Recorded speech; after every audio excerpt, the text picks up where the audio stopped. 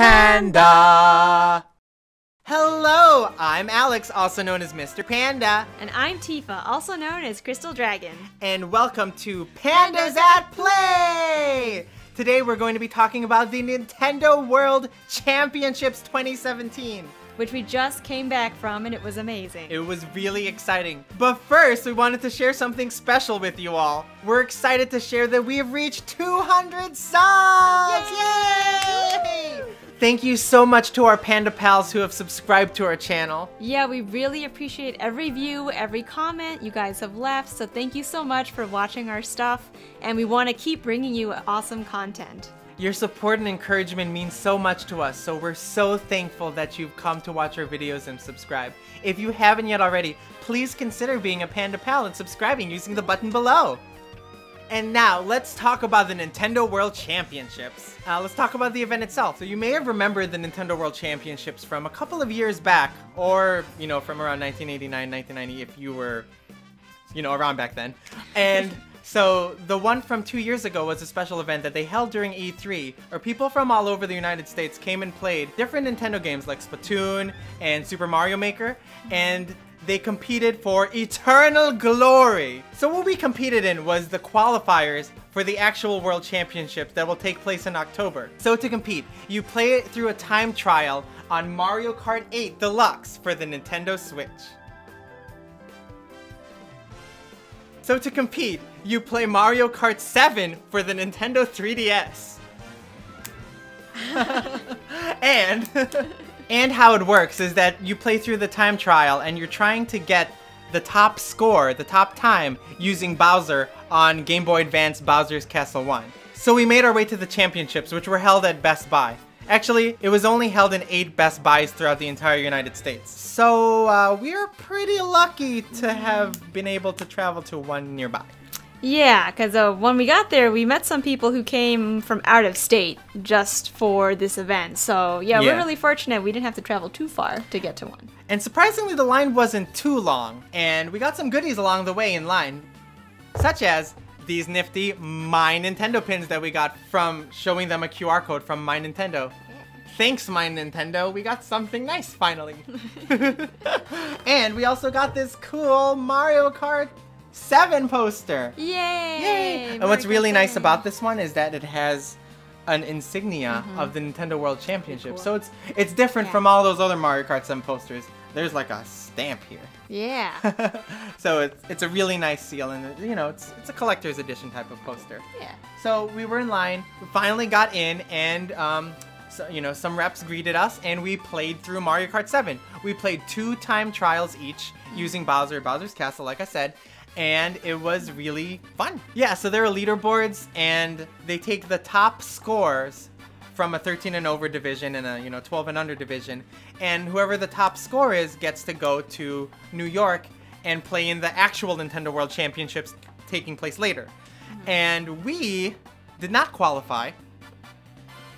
I mean, we qualified if you're like asking who the cutest panda couple was. Yeah, right? Am I right? Definitely qualify for that. But we did not qualify top score-wise. I did hit my personal best, and I'm very proud of that. You know, I got sub 127, which is, you know, not bad for Bowser's Castle. And how did you do? I won't say what time I got. Just know that it wasn't a good one. But it was still a lot of fun. And then, so right after that, we actually got to meet Mario. Yeah! Mario. We got to meet himself. the Super Mario. And it was fun. He was a really nice guy. He's very quiet. Yeah, he really didn't say anything. But we got to take a picture with him, and that was so meaningful to us. Yeah, it was cool that he was there for this event. Yeah, Mario doesn't make his way to everything. So we're really glad that we got to see Mario. Mm-hmm. Definitely. So that was the World Championships, and like I said, we didn't qualify. But the real meat of this experience was that we got to play demos of Super Mario Odyssey and Metroid Samus Returns, 2 upcoming games for the Nintendo Switch and 3DS. Yeah. So that was really exciting. We actually had to wait in a longer line for that. I don't know why there was a longer line to play Super Mario Odyssey than Mario Kart 7, but yeah, we wanted to share a little about our thoughts from playing the demos of those games. So let's start with Metroid Samus Returns. So it's coming out for the Nintendo 3DS, and it was really fun. So it's basically a remake of Metroid 2 Return of Samus for the original Game Boy. And if anyone has played that game, it is kind of hard to play. Like, it's all black and white, or I guess green, however you played it.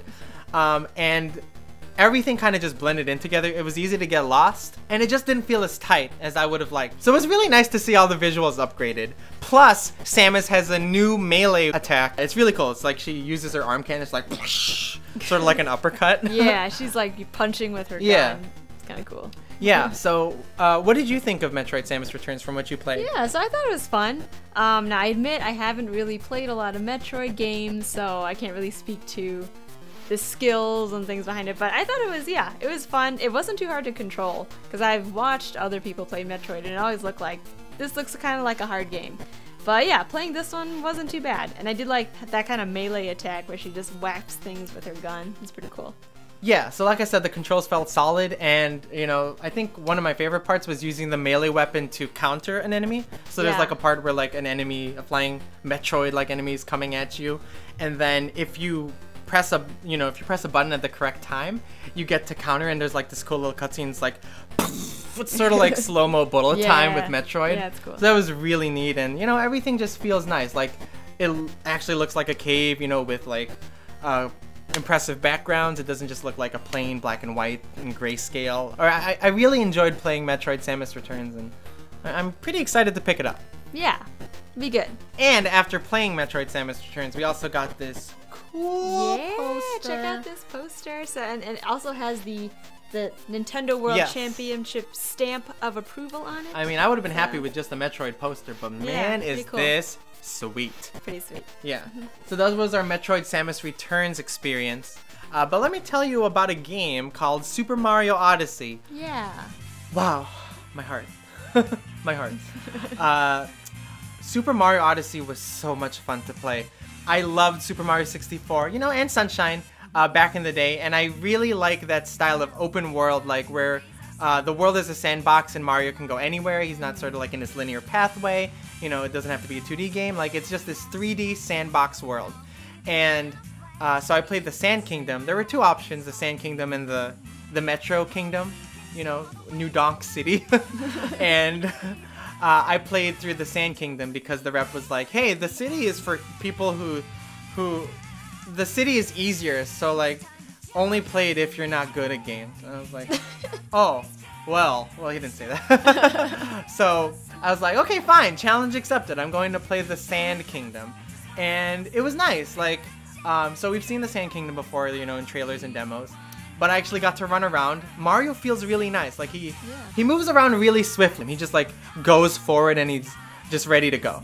A lot of the acrobatic moves are still there, like ground pounding and, you know, long jumping and doing that, you know, sideways flip where you go like little wing. And the hat throwing. The hat throwing was really nice. That was really cool. You know, you get to throw your hat and you get to access things or like pick, you know, coins up, stuff like that. Yeah, my favorite part of the hat throwing is so we were holding Joy-Cons while playing. Yes. And if you swing the Joy-Cons to the side, the hat actually does like a rotational, I don't know, like a circle spin, but it like starts tight and then it gets bigger and bigger so you can take out like a wide field of enemies around you. It was really cool. I really like that. Yeah, there was some motion control that I wasn't really expecting. You know, like shaking the Joy-Con so that you can throw the hat or spin it around. That was really nice. But I think the best part about the hat was that I could control other enemies. Yeah. So I got to control a bullet bill. Me too. And it was fun just like flying around, blasting things. I got to collect some moons with the bullet bill. Yeah, but what I didn't realize is that even when you possess a bullet bill, other bullet bills still can see you and come after you. Yeah, they don't like the ones with the hat. Yeah, because that's what happened to me, because I was a bullet bill, I was flying around, and another one came up behind me and got me, and I was sad. Yeah, so let me talk about like my full demo experience. So I climbed all the roofs, found these bullet bills, and I threw my hat at them and used it to whoosh past canyons. And that was really nice. After that, I went through this really neat 2D area where you go inside a pipe and then suddenly you're like a hieroglyph, like basically you're playing like 2D Super Mario Brothers or like Link from A Link Between Worlds. So I got to jump in a 2D plane, but like the screen was rotating, like it was like on a a circular pillar. So it was like moving around the pillar, but being 2D. So that was really fun. And then after that, I went through these moving platforms where there's these electro-shocker waves coming out like... And then so you have to jump and avoid them. And I'm just gonna say that the Nintendo rep was like, good job doing that. Wow. I like Well, good for you. Good for you. It really feels like a true challenging Mario platformer. Like you have to jump around and avoid things because you only have like 3 health, you know, just like Galaxy. So, and then finally I came to what was my favorite part of the demo. Controlling the Moai with sunglasses. So it's basically like this like Moai statue. I think his name is actually Moai. Probably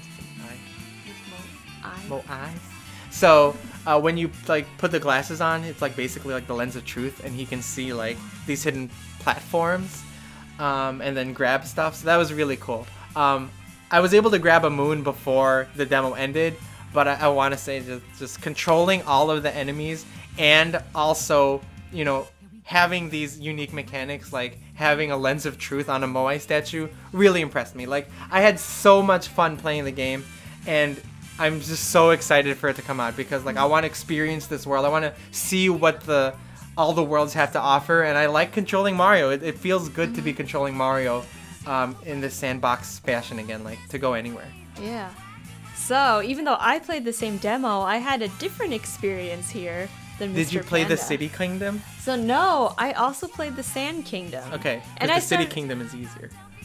Now. The Nintendo rep said, oh, if you want to like do more things and possess enemies and like do cool stuff, do the Sand Kingdom. I was like, well, I'm gonna do the Sand Kingdom then. So I chose that one as well. And you know, it starts off the same way. You kind of go to this village, you see all the cactus residents, and their town's frozen over, and they want you to help them.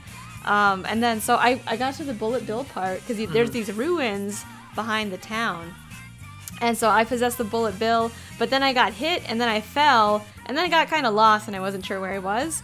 And then so I was wandering around, I found some more ruins, and then I found a secret in the level. Yeah. So there was this huge, like, quicksand pit that was falling into this black hole in the ground. And the rep was like, hey, jump in the hole. And I was like, okay. So I jumped into this hole where all the sand was getting sucked in. And lo and behold, I found a secret level. It was like an ice cavern full of moving platforms. And it was really slippery because all the surfaces were covered in ice. So I was constantly like sliding back and forth. And luckily I did not fall. I thought I would definitely fall in that area, but I didn't. Good job. Yeah. Good job. So I explored this ice cavern and like jumped on these moving platforms, and it was really cool. And then I found this pipe, which I don't think is the normal exit to the level, because the rep seemed to not know what that was. So I went into this green pipe. Wow, you did something secret. Yeah, another secret inside a secret. And then when I emerged, I was out in the desert again, but I was on this island platform, and there was a lion there, like a little like Chinese-looking lion. And he was like, hey, do you want to ride? You have to pay me 30 coins, and then you can ride me. And I was like, yeah, I want to ride the lion. So I paid him 30 coins, and then I rode on his back, and I got to ride him all around the desert. And it was really cool.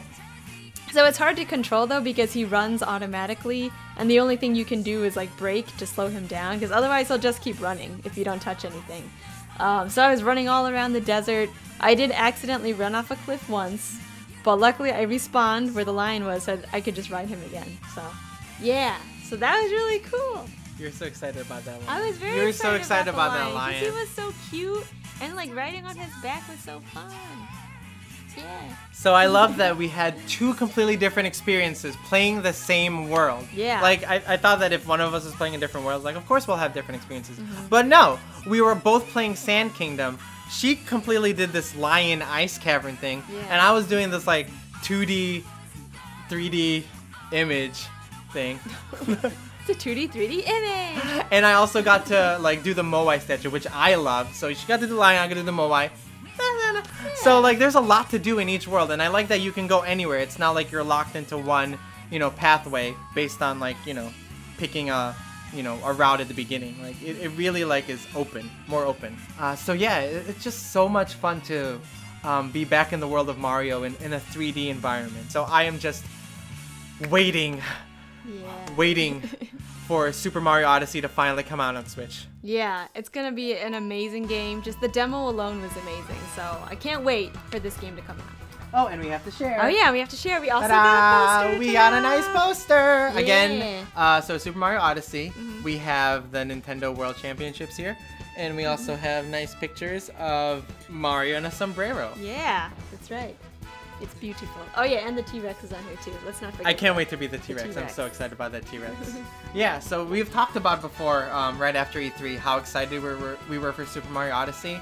It was a privilege to be able to play this today at the Nintendo World Championships event. So yeah, we had a great time. We got free food afterwards thanks to the event. We got free food. Yeah, we forgot to mention there was food a truck. Food truck. They had a food truck there, and they gave us tickets where we could get free food. So that's just icing on the cake. Yeah, that was a nice one. I mean, just playing Mario Odyssey and Samus Returns, you know, and participating in something cool and getting these posters and, you know, pins.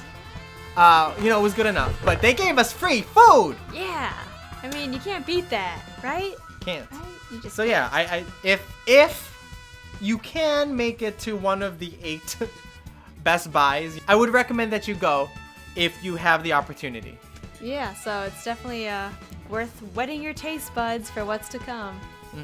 I just wish that they had it in more stores. Like, I really think it should be in, you know, every Best Buy in the country or in more stores, just like events in malls. Like, they really should have more stuff like that because I know there are a lot of people that want to play Super Mario Odyssey, and you know, it's the real deal, guys. I cannot wait. Yeah, but luckily we won't have to wait too much longer. So yeah. So thank you again for joining us for our discussion of the Nintendo World Championships. If you enjoyed this video, please be sure to like and subscribe and join our other Panda Pals. Yeah, 200 and counting. And again, this was Alex, aka Mr. Panda. And this was Tiffa, aka Crystal Dragon. And until next time, bye-bye!